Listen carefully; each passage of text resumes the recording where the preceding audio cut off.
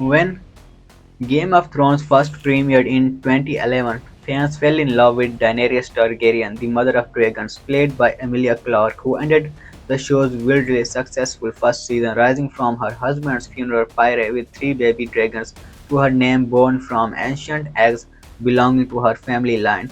No, really, people ended up naming their kids Daenerys and Khaleesi once the series really took off, which might have felt like a misstep after the series finally made Daenerys into an insane tyrant, but I disagree. Game of Thrones came to a close in 2019 and its first official spin-off, the prequel House of the Dragon, began its run on HBO in 2022, introducing the world to another powerful Targaryen queen, Rhaenyra Targaryen, played as a teenager by Millie Alcock and as an adult by Emma Darcy. The two women are pretty similar in many ways. They both want to rule the Seven Kingdoms despite fierce opposition. Both battle upon Dragonbreak and both end up experiencing brief triumphs before their reigns are cut brutally short by their deaths specifically. So how are two related? Since they quite obviously are, the two women are 8 generations apart and as a result, Rhaenyra, whose life and reign predate Daenerys by hundreds of years, is Daenerys' sixth grandmother. Despite Rhaenyra's difficulties as a ruler amongst the Targaryen civil war known as the Dance of the Dragons, she does manage to keep at least a few of her children alive, and though a few of them end up ruling Westeros after her defeat and downfall, it's not a totally direct line to Daenerys. Here is how Rhaenyra's Targaryen lineage leads directly to Daenerys and her quest to take the Iron Throne back from the ancient family. Rhaenyra and Daemon have a son named Viserys too. Keep that in mind. Fans of the House of the Dragon know that after the time jump in season 1, Rhaenyra ends up neatly disposing of her husband Lyonor Velaryon. In that, they fake his death so he can escape Westeros and live freely as a queer man, and marrying her own uncle, Prince Daemon Targaryen, played by Doctor Who and Morbius alum Matt Smith. Incest is quite common in the Game of Thrones franchise, as fans also know. Rhaenyra and Daemon have a handful of children together: Aegon Targaryen and Viserys Targaryen and Visenya Targaryen. Rhaenyra's two eldest children, who were secretly fathered by Night of the King's God, both perished during the Dance of the Dragons, and sadly, the young Princess Visenya was stillborn, but both Aegon and Viserys end up ruling after the Dance of the Dragons finally ends. After Aegon's second Targaryen, played on screen by Tom Glencairn, dies, Rhaenyra's oldest remaining son Aegon takes the title of King Aegon II III. Rhaenyra's oldest remaining son Aegon takes the title of King Aegon III, and nicknames that range from the Unlucky, the Unhappy, the Broken King, and the Dragonbane, and installs his younger brother Viserys as his Hand of the King. In both the series and George R. R. Martin's Targaryen family history, Fire and Blood, Rhaenyra wisely stashes the two boys in Pentos across the Nalo Sea during the Civil War, allowing them to survive. After Aegon III's 26-year rule came to an end with his death, his two sons Daeron I Targaryen and Baelor I Targaryen reigned.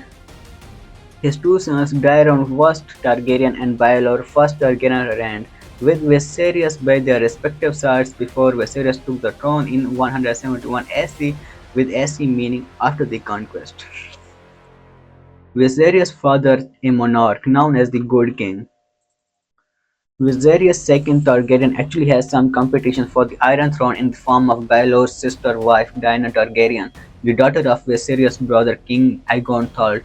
But because Daenerys does not have much support at court, and people are hesitant to install a female monarch with Rhaenyra's disastrous rule in mind, Viserys ends up taking the throne. Viserys only rules for about a year after he suddenly falls ill and dies, and rumors will that his son Aegon, who becomes King Aegon IV after Viserys II dies, is responsible somehow, but that is never ultimately proven.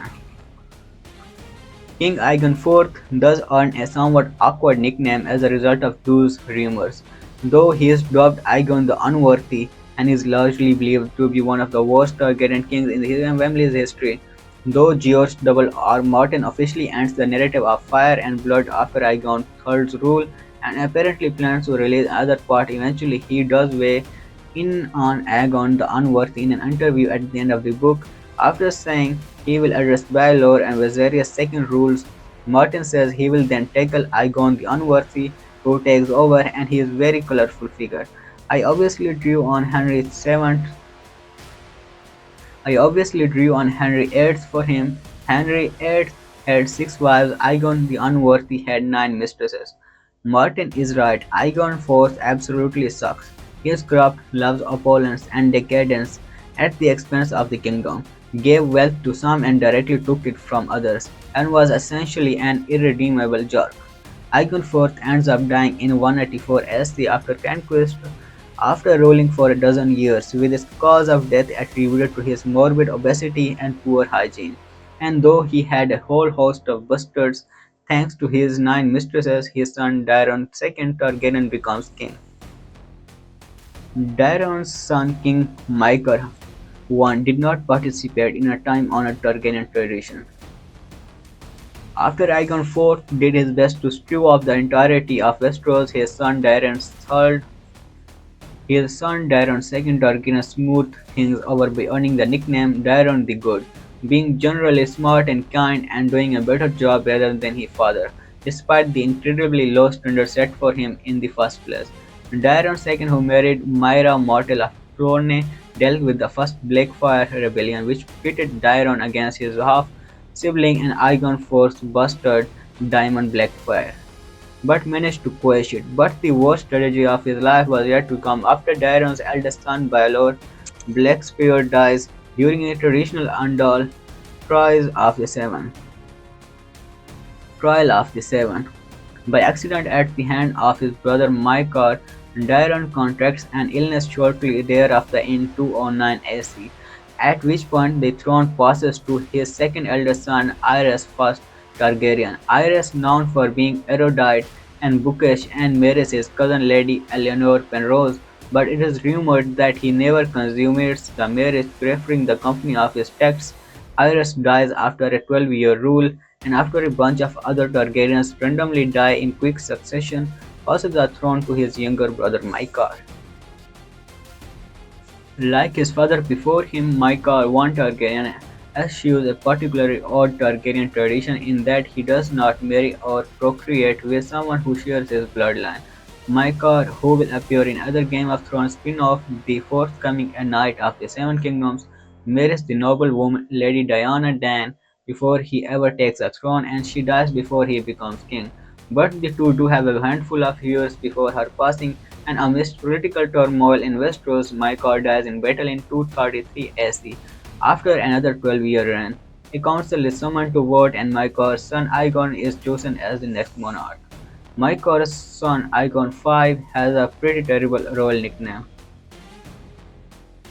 Aegon V Targaryen was really never meant to be king, as the first son of Maekar I Targaryen. Aegon only sits on the Iron Throne because other people, including his older brother Aemon Targaryen, who appears as Maester Aemon in Game of Thrones and is played by Peter Vaughan, refused to do so, and he earns the nickname Aegon the Unlikely.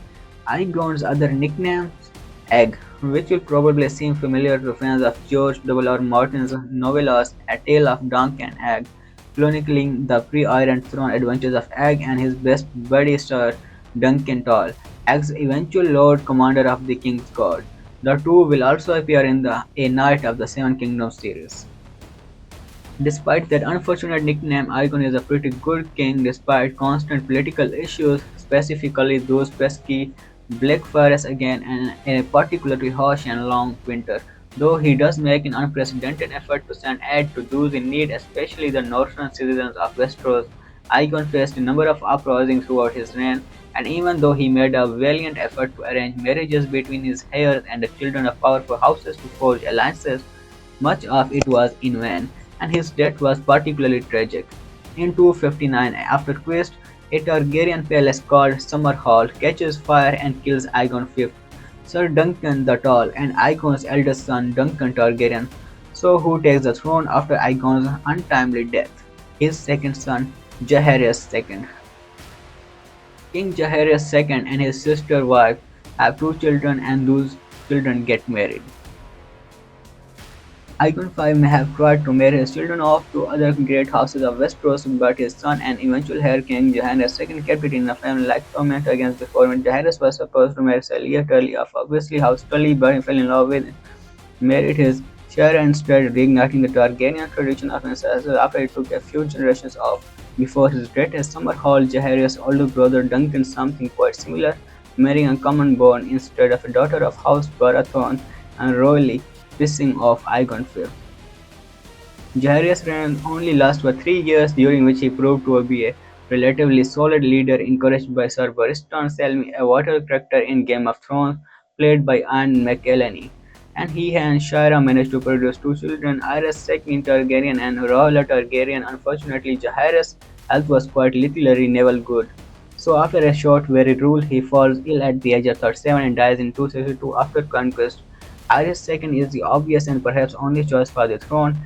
There is one other major thing where Arya II is concerned, though he is a Mad King constantly mentioned in Game of Thrones, who is ultimately taken down by King Robert Baratheon I, or more specifically killed by his own soldier Sir Jaime Lannister, who earns the thankless nickname Kingslayer as a result and sets a serious precedent for the events of Game of Thrones. Let's get back to Arya's relationship with Rhaenyra. Though the two have a whole host of children together, but only three survive. Aerys and Rhaenyra's three children are Rhaegar, Viserys, and Daenerys. Aerys' first Targaryen did not start his life or reign as the Mad King, but by the end of his days he definitely earned the moniker, and thanks to his downfall, all of his three surviving children were left unable to take the Iron Throne. Though Aerys arranged for his eldest son Rhaegar Targaryen to marry Lyanna Mormont of Dorne before Aerys' downfall, Rhaegar secretly weds Rhaegar secretly weds Lyanna Stark, the noble sister of Ned Stark, played on Game of Thrones by Sean Bean, and the two have a child together, Aegon Targaryen, eventually revealed to be the apparent Stark bastard Jon Snow.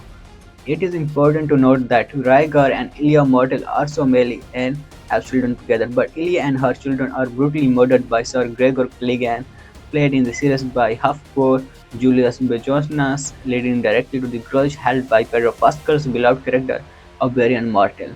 Rhaegar is killed in combat, so what about his siblings Viserys and Daenerys? Both Viserys and Daenerys end up exiled to Braavos for their own safety, which is specifically where Game of Thrones picks up this narrative thread. As we all know, Viserys Harry Leroyd is a cruel and power-hungry little dwarf who marries Daenerys off to the Dothraki host Lord Khal Drogo, eventually writing his own death certificate as soon as he pisses Drogo off. Drogo at this point has fallen for Daenerys and kills Viserys partly to protect his wife and their unborn children. Daenerys decides to retake her rightful spot on the Iron Throne, and the rest is history. House of the Dragon and Game of Thrones